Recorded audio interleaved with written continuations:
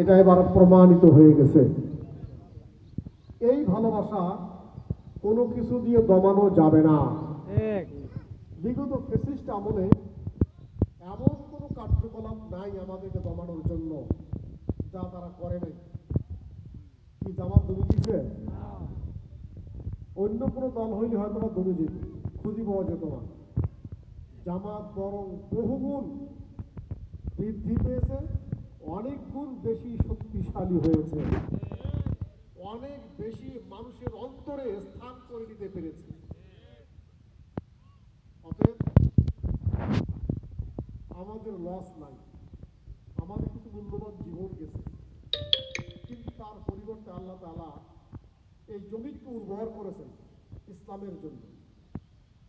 সুপ্রিয় উপস্থিতি,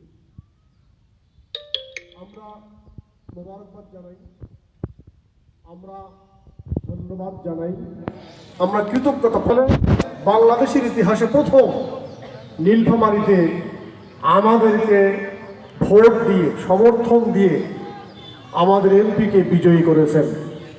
আমরা তাদেরকে মোবারকবাদ জানাই, আমরা কৃতজ্ঞতা প্রকাশ করছি।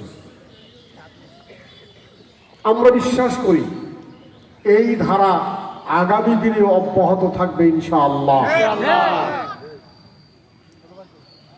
যারা আমাদেরকে ভোট দিতে